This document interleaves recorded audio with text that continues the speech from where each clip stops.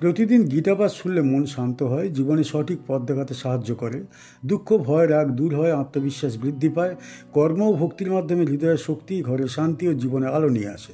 তাই প্রতিদিন আমাদের চ্যানেল থেকে 2টি শ্লোক সহ একটি পাঠ শুনুন। ততঃ শঙ্খাশ্চ ভীরশ্চ পনবানক গোমুখাঃ সহসৈবাভ্য হন্যন্ত শব্দস্তুমূলভবৎ। এরপর কৌরব সেনার বিভিন্ন যুদ্ধবাদ্য শঙ্খ, ভেরি, পনব, আনক এবং গোমুখ একসাথে ও আকস্মিকভাবে জোরে বাজানো শুরু হলো। তাদের এই সম্মিলিত শব্দ মুহূর্তে এক প্রচণ্ড কাঁপিয়ে দেওয়া তুমুল গর্জনের রূপ নিল, যার ধ্বনি পুরো যুদ্ধক্ষেত্রকে যেন কাঁপিয়ে দিল। তারপর শঙ্খ, চ এবং ভেরি এক ধরনের যুদ্ধের ঢাক, চ এবং পনব আরও এক ধরনের বাদ্যযন্ত্র ছোট ঢাক, আনক বড় ঢাক বা ড্রাম, গোমুখ এক ধরনের ভাঙা শিঙা বা বাদ্যযন্ত্র সহ একসাথে, শৈব সমবেতভাবে অথবা একসাথে, অব্যহন্যন্ত অর্থাৎ বেজে উঠল বা বাদিত হলো, শব্দ সেই শব্দ, তুমুল তীব্র বা প্রচণ্ড, অভবৎ হলো বা উঠল। যুদ্ধের দুপক্ষ যখন মুখোমুখি দাঁড়িয়ে উত্তেজনা চরমে, তখন কৌরব পক্ষের সেনারা যুদ্ধ ঘোষণা করতে একযোগে শঙ্খ ও নানা বাদ্যযন্ত্র বাজানো শুরু করল। প্রাচীন ভারতীয় সামরিক ব্যবস্থায় যুদ্ধ শুরু মানেই ছিল বাদ্যযন্ত্র বাজানো। এগুলো কেবল অনুষ্ঠান নয়, মনস্তাত্ত্বিক অস্ত্রও ছিল। শত্রুকে ভয় দেখানো, নিজের সৈন্যদের সাহস দেওয়া এবং সেনাদের মধ্যে সমন্বয় রাখার জন্য এই বাদ্যযন্ত্র ব্যবহৃত হতো। এই শ্লোকে যে যন্ত্রগুলোর নাম এসেছে অর্থাৎ শঙ্খ, ভেরি, পনব, আনক, গোমুখ, এসবের প্রত্যেকটা শব্দই গভীর, ভারী এবং দূরে বহনযোগ্য। সম্মিলিতভাবে এগুলো এমন এক গর্জন সৃষ্টি করেছিল যা যুদ্ধক্ষেত্রের পরিবেশ বদলে দিয়েছিল। শ্লোকের সহসা শব্দটি বলে এটি ছিল সুপরিকল্পিত, একযোগে এবং সর্বশক্তি দিয়ে সংগঠিত সংকেত। আর তুমুল শব্দটি বলে এই শব্দ ছিল শুধু উচ্চ নয়, ভয়ঙ্কর, যেন আসন্ন যুদ্ধের ধ্বংসের পূর্বাভাস। এটি এক প্রকার বৈরী শক্তির অহংকারও প্রকাশ করে। শব্দের তীব্রতা দিয়ে কৌরবরা নিজেদের শক্তি দেখাতে চাইছে, যার ভিতরে আসলে ভয়, অনিশ্চয়তা ও আত্মবিশ্বাসের অভাবের ইঙ্গিত দেয়। তাদের বাহ্যিক গর্জন আসন্ন আভ্যন্তরীণ পতনের সূচনা করে। এই শ্লোকের বর্ণনা শুধু যুদ্ধ শুরু নয়, দুই পক্ষের মানসিক অবস্থাকেও প্রকাশ করে। কৌরবরা বাহ্যিক প্রদর্শনীতে জোর দিচ্ছে, আর পাণ্ডবরা শান্ত, নিয়ন্ত্রিত, ধর্মসঙ্গত সাহস দিয়ে শঙ্খ বাজায়। দুর্যোধন দ্রোণাচার্যের কাছে পাণ্ডব সেনার শক্তির কথা বলার পর কৌরব পক্ষের ভীষ্ম প্রথম শঙ্খ বাজান। তারপরেই এই শ্লোক, যেখানে সমগ্র কৌরব সেনা একযোগে যুদ্ধবাদ্য বাজাতে শুরু করে। এটি যুদ্ধ সূচনার আনুষ্ঠানিক ঘোষণা। এই শ্লোক থেকে আমরা শিখতে পারি, বাহ্যিক শব্দে শক্তি প্রমাণ হয় না। কৌরবরা যতই তুমুল গর্জন করুক, তারা সত্য এবং ন্যায়বোধ থেকে বিচ্যুত ছিল, তাই পরাজিত হয়েছিল। আত্মবিশ্বাস হলো নীরব শক্তি।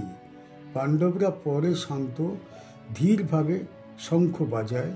প্রকৃত শক্তির উৎস হল অন্তরে স্থিরতা। যে কোনো বড় লড়াই শুরু করাবার আগে মানসিক প্রস্তুতি দরকার। ভয়, উত্তেজনা এবং বিশৃঙ্খলার মাঝে স্থির থাকা বিজয়ের মূল কথা। অহংকার যতই শব্দ করুক, সত্যের শক্তি তার চেয়ে প্রবল।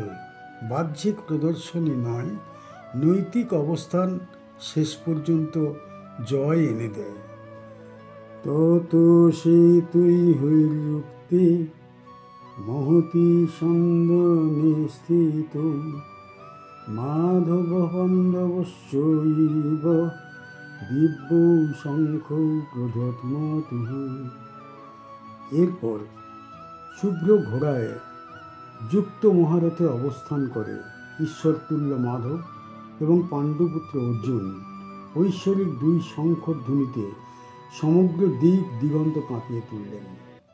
তত এরপর বা তারপর শ্বেতই হয়ই অর্থাৎ সাদা বা শুভ্র ঘোড়ার দ্বারা যুক্তে অর্থাৎ যুক্ত বা লাগানো মহতি সন্দনে বিশাল বা রাজস্বিক রথে স্থিত অবস্থানরত মাধব স্বয়ং কৃষ্ণ, পাণ্ডব এখানে অর্জুন, চৈব এবং দিব্যৌ শঙ্খ দেবপম দুই শঙ্খ ক্রোধোন্মত্ত অর্থাৎ বাজালেন বা ফুঁকলেন। এই শ্লোকটি দৃশ্য ও আবহ দুদিকেই সম্পূর্ণ পাল্টে দেয়। এ পর্যন্ত শ্লোক 13তে আমরা কৌরবদের তুমুল বাদ্যধ্বনি দেখেছি, শুনেছি। এখন পাণ্ডব পক্ষ থেকে আসে শান্ত, দৃঢ়, ঈশ্বর সম শক্তির ঘোষণা। শ্বেত অর্থ পবিত্রতা। কৃষ্ণ অর্জুনের রথে থাকা শুভ্র ঘোড়াগুলি পবিত্র কর্ম, ন্যায়ের পথ ও শুদ্ধতার প্রতীক। অন্যদিকে কৌরবদের তুমুল গর্জনের বিপরীতে এখানে আছে শান্ত কিন্তু গভীর ধ্বনি, যা সত্য, ধর্ম এবং আত্মবিশ্বাসের প্রতিচ্ছবি। কৃষ্ণ এবং অর্জুন দুজনেই রথে দাঁড়িয়ে আছেন। কৃষ্ণ তিনি জগৎগুরু, ধর্মের পথপ্রদর্শক। অর্জুন ধর্মযুদ্ধের যোদ্ধা, যার হাতে গান্ডীব ধনুক। শ্লোক বলছে দুজন দিব্য শঙ্খ বাজালেন। গাথা এবং পুরাণে বলা হয় কৃষ্ণর শঙ্খ পাঞ্চজন্য আর অর্জুনের শঙ্খ দেবদত্ত। এদের ধ্বনি শুধু যুদ্ধের ঘোষণা নয়, বরং এটি ধর্মের উপস্থিতির ঘোষণা, যেন অন্ধকারে আলো জ্বালানো। কৌরবদের ধ্বনি ছিল অহংকার, ভীতি ও বাহ্যিক দেখানোর উপর নির্ভরশীল, কিন্তু কৃষ্ণ অর্জুনের শঙ্খধ্বনি ছিল শান্ত, স্থির, ধর্মপূর্ণ এবং ঈশ্বরের আশীর্বাদবাহী। এই শ্লোকের গভীর ব্যঞ্জনা হল, যেখানে অন্যায় যতই গর্জন করুক, ন্যায় একবার কথা বললে তার ধ্বনি সর্বত্র ছড়িয়ে পড়ে। এই দ্বৈত শঙ্খধ্বনি যুদ্ধক্ষেত্রে শুধু শব্দই তুল্য না, বরং পাণ্ডব সৈন্যদের মনে জাগালো আত্মবিশ্বাস, সাহস এবং এক অটল বিশ্বাস কৃষ্ণ তাঁদের সঙ্গে আছেন। শ্লোক 12 এবং 13তে ভীষ্ম ও কৌরব সেনা একযোগে বাদ্যযন্ত্র বাজায়। তারপর পাণ্ডব পক্ষের মহাযোদ্ধারা একে একে শঙ্খ বাজাতে শুরু করে। এই শ্লোকটি সেই ধারাবাহিকতার সূচনা। কৃষ্ণ এবং অর্জুন দুইজন প্রথমে নিজেদের শঙ্খ বাজান এবং তারপর অন্যান্য পাণ্ডবরা শ্লোক 15 এবং 18তে একে একে শঙ্খ বাজাবেন। এখানেই প্রতিফলিত হয় যুদ্ধের সত্যিকারের সূচনা শুধুমাত্র শব্দের মাধ্যমে নয়, ধর্মের নির্দেশনায়। এই শ্লোক থেকে আমরা শিখতে পারি সত্য এবং ন্যায়ের শক্তি নিঃশব্দ শক্তি। কৌরবদের উগ্র শব্দ ছিল অহংকারের প্রতীক, কিন্তু কৃষ্ণ অর্জুনের শঙ্খ ছিল শান্ত অথচ প্রান্তিক শক্তির প্রকাশ। জীবনে কখনো বাহ্যিক ঝলক নয়, অন্তরের সত্য শক্তি বড়। ঈশ্বর সঙ্গ থাকলে ভয় থাকে না। অর্জুন জানতেন কৃষ্ণ তাঁর রথচালক। জীবনের যুদ্ধে যদি সঠিক পথপ্রদর্শক থাকে, ভয় বা সন্দেহ সব ধুয়ে মুছে সাফ হয়ে যায়। পবিত্র পথ শেষ পর্যন্ত জয় আনে। শুভ্র ঘোড়া এবং রথ ধর্ম, পবিত্রতা ও শুদ্ধতার প্রতীক। ভুল পথ কখনো টিকে থাকে না, সত্যই একমাত্র টিকে থাকে। নেতৃত্ব মানে দিশা দেখানো। কৃষ্ণ প্রথম শঙ্খ বাজিয়ে অর্জুনকে সাহস দেন। জীবনে নেতৃত্ব এমন এক জিনিস, আগে নিজে উদাহরণ দেখাতে হয়। শ্রীমদ্ ভগবদ্ গীতার পরবর্তী শ্লোকগুলি শোনার জন্যে আমাদের চ্যানেল সাবস্ক্রাইব করুন।